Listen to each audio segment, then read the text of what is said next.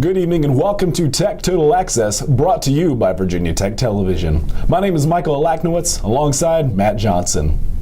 For today's show, we're going to be taking a look at men's basketball, and our producer, Nick Rios, will have a tasteful interview with Virginia Tech track star, Jared Bain.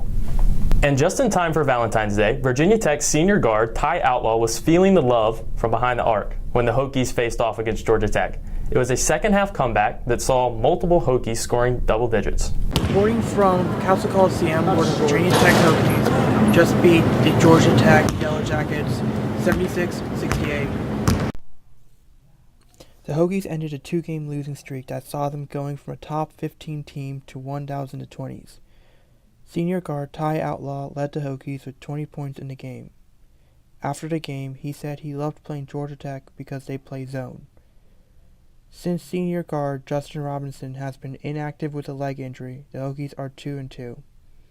While their defense has held strong in the 4 games, their offense has slowed down in his absence. This was made evident when in the second half the Hokies almost doubled their scoring output in the first half, 49-27. The Hokies can start a new winning streak on Saturday when they play Pittsburgh. After the game, head coach Buzz Williams talked about the importance of this victory. That looms, how important was it to get back on track now, and how important is Saturday against Pittsburgh? Yeah, ginormous. I thought today was as big a game as we've played since we've lived here. And I guess as a coach, you hope that in Valentine's Day that you're saying those sorts of things. I think this is probably the fastest we've ever got to 19 wins. It's the fastest we've ever got to 8 wins in the ACC. The margin is invisible. From VTTV, it's Deep Mahmood. Last Monday, your Hokies men's basketball team fell to their bitter rivals UVA after a rough second half. On the bright side, Virginia Tech forward Kerry Blackshear Jr. scored his 1,000th career point for the Hokies. For more on the game, we send it to Tech Total Access reporter Maddie Dempsey. It was a wild Monday night in Castle Coliseum where the number 20 Virginia Tech Hokies were defeated by the now number 3 Virginia Cavaliers, with both team leaders Kyle Guy for White and Kerry Blackshear for Maroon scoring 23 points. The game was intense to say the least. Blackshear scored his 1,000th career point as a redshirt junior. This was the second game of the season without the Hokies' Justin Robinson. As Virginia Tech is fighting against the odds with 5 out of the game, the Hokies are pushing through. After the Cavaliers win, Coach Bennett states, "We gave up some easy baskets in the first half, but we were able to come back stronger." This is Maddie Dempsey with Tech Total Access.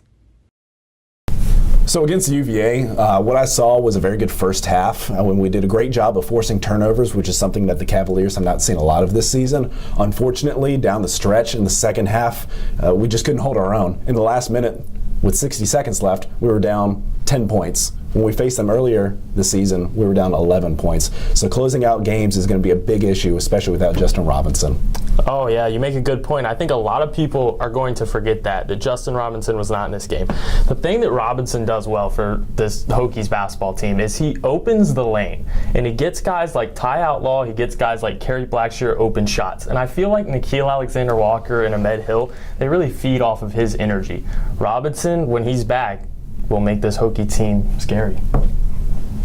So with the ACC tournament and the March Madness bracket ahead, my main concern is without Justin Robinson, we don't go very far, especially in the March Madness bracket. Now granted, last year UVA got upset by a 16 seed, which had never happened in the tournament's history before. So anything is possible. Even if we only get a 5 seed, 6, 7, we still have many other guys on our team that can contribute and make this work for us. But honestly, without Justin Robinson there, it's hard seeing us going very far. I agree. I think Buzz Williams has the ability to really get his group together, especially around tournament time. I just hope we avoid Zion. I think we all don't want to see Zion Williamson in this tournament. Guys, I'm Nick, the producer here at Tactile Access, and today we're introducing our new segment, Hokie on the Hot Seat. Inspired Eats First popular web series, Hot Ones, hosted by Sean Evans, I will be interviewing various Hokies here on campus, from student athletes, coaches, and fellow students, over a tasteful plate of chicken nuggets and increasingly hotter hot sauces. With me today, we have the very first guest on the show, Jared Bain, who is a former ACC outdoor champion with the Hokies. How are you doing, Jared? Good, man. How are you? Dude, I'm good. Are you excited for this? I'm a little nervous, Nick, but we'll see how we hold up. So. All right, we'll see how we hold up. So, let's eat our first nugget, and I'll ask you the first question. All right. So we're going with the green one. Yes, sir.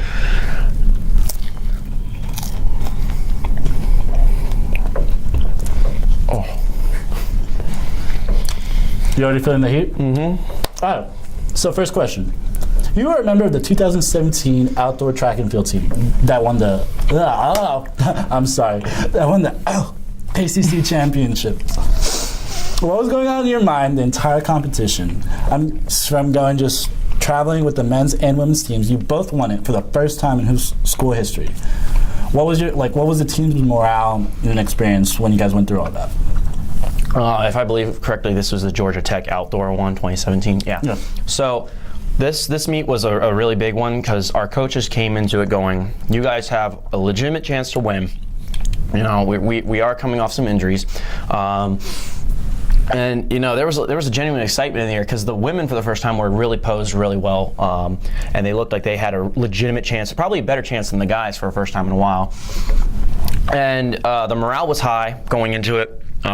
Day two, we were down by a lot. UVA had a huge lead on us, and then by the end, it started to sort of close out, and we just kind of executed properly. We started to come back, we could say. And what was that feeling when you guys were like coming back, as you say? Like, was it like just like, wow, we can actually like do this? Like, it was sort of like that momentum of snowballing where we saw the UVA guys choking because they knew something was changing, and then everyone else just started getting a little more excited as time went on. And you're just like, oh my goodness, we could actually do this. We didn't expect it, but we actually felt like we could do it, and it just started to build into more and more pressure. And guys that hadn't performed well all season just started to show their colors, and it was fantastic to watch and be a part of.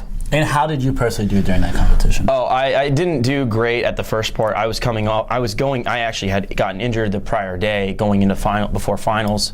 So it was terrible because I felt like I had to ride the bench the last day, especially when everyone needed to be executing. But I was very proud because a lot of the young guys that we had just brought in that year that I'd been training with all year, they executed and they turned out to be human studs, to put it that way. And they did a fantastic job. The girls did excellent, and the ending celebration was just a flurry of tears, honestly. Like, I've never seen more people in one place cry at the same time. It was absolutely hilarious, and also it was magical, honestly. What was the first thing that came to your mind when you guys won? I didn't believe it at first. We won by, I think it was like 1 point, and it was an 80-point comeback or something like that.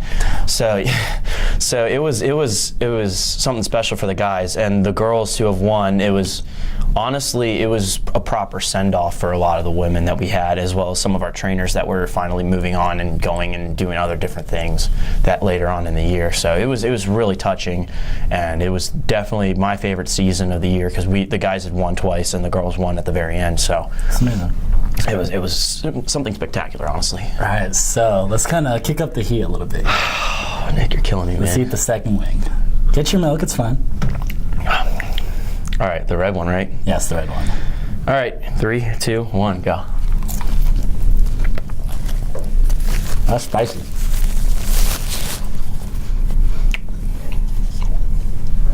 How do you get it down so fast? I'm still eating it. Ooh, so, you were a D1 athlete just last year, and then you left the Virginia Tech track team. What was the reason behind that, and do you have any regrets or just have anything changed in your life in between that? I mean, first off, the main reason I left was primarily because of school. You got to focus on getting the degree first before you be an athlete. I love the team. It's an unconditional brotherly love for both the coaches and the staff and my fellow athletes. I love them to death, and I still support them immensely. But at the end of the day, I do have to get my degree. I have 150 credit hours I have to sit for my degree, and I'm getting 2 degrees as a result. So trying to fit that into a schedule where in the springtime you're traveling and running like almost 20, 30 hours a week, depending on where you're going, it's almost impossible. Yeah. That was the primary reason I left. And it's terrible. It's a terrible feeling because, it would be my senior year, and we are hosting indoors here at Tech, and then away will be at UVA. So it's really disappointing. The good news is I got a job offer from one of the best firms in the world. I'll be following through with that in this summer, and then if I do really well, I will be getting a full-time offer possibly from them, and as well as I got several other really competitive offers from other firms. So I'm doing really well academically as well as job prospect-wise. It's just, I do have regrets at having to leave the team early. I just wish I could have used that last year eligibility, but you never know. We'll have to see. I mean, everything happens for a reason. You're obviously doing great for yourself right now, except for this moment. You're trying to kill me. Your face is getting just slightly more Is it getting color. red? Let's look at the camera. Maybe they can tell. They can tell, probably. But, so, just going back to when you were a D1 athlete, how was, your typical day? How was my typical day? So, you would wake up early. Our practices were later in the day, about 4 p.m. for the guys, 3 p.m. for the girls. So, not exactly an ideal time, but it's the time slot we were allowed. So, you would have to have early classes, usually, and then the midday, you probably have to do most of your homework, because by the time you're done doing a 1.5 hour to 3 hour workout, if you include lift days, you would be looking at coming home around 7 p.m. exhausted. So homework's not an option at that point. So it's definitely better to get it all done in the day.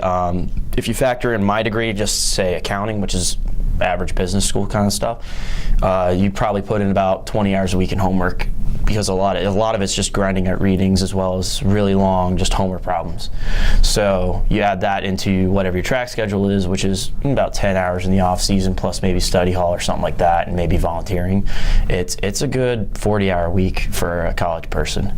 And then you add in the traveling later on in the spring, it gets a little hectic. You just got to balance it. It's great time management, but it's a nightmare in its own way, but it's definitely something I would not trade for the world, All right.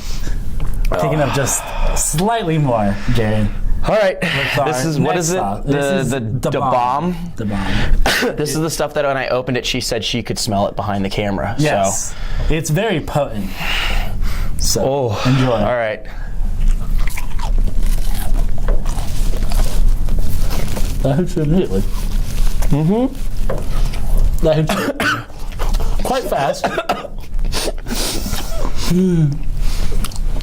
We're Hokies, though. We're tough. We got this. Yeah, we're Hokies. We're very tough in these kind of moments in life. You're tearing up, Nick. Calm yourself. So, Jared, can you tell me the story behind this post of you, and I'm guessing your dorm room, holding up a Herndon track shirt? So, that was taken my freshman year. And this was when I was trying out for the team officially. So when we came back, oh my goodness. So when we came in my freshman year, we had a coaching change. And the new spring coach was having all the young guys try out again, basically, because the old coach had left. So a lot of guys, whether they were coming in for a walk-on or scholarship, basically needed to retry what they were doing. Gotta get us down. It's hot. You gotta get it down in one, man. I'll be honest, when you get it down, it's gonna get worse. I got it. We're good. Where was I? So basically, we all started. Thank you. We all started doing various things to try out, and we had this thing about a month or two in. We call it the inner squad, and basically what we do is we basically do our main event and maybe 2 or 3 other events our coach is considering having us do. Man, it hurts to talk. Hey, it hurts to talk, but you have to fight through it. And a lot of the old veterans, they brought like a jersey from home, from their home school. And I learned about this a week ahead. I was like, oh, great. we weren't allowed to keep anything because our school was broke back home. So I told my mom. For the people that don't know, where did you go to? I went to Herndon High School in Northern Virginia. Cool. And she talked with the athletic head there, and they sent me one of the jerseys. And the athletic head has hit or miss with some of the coaching and stuff, and we had our disagreements, but it was really cool because he sent me something that meant a lot to me, that he actually found my original jersey that I wore in high school when I did my first year track.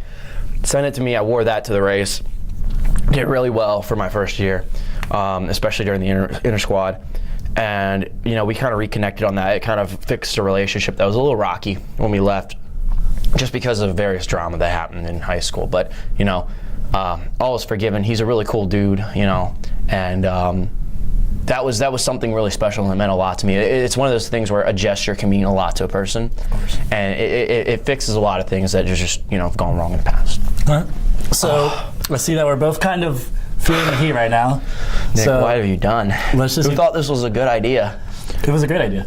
I am having the time of my life. You're having the time of your life because you've seen me suffer. No, I love you, Jared. I know you love me. I really love you. But let's just get this last nugget down. Ask you this last question. Jared, once we finish this, as a thank you for coming on here, I want to give you just a quick 30-second plug. Plug anything you want, maybe a fraternity, philanthropy, or anything you're doing in your life that you want to just plug and talk about, okay? All right, that's fine. But first, we have one more question and one more nugget. Okay.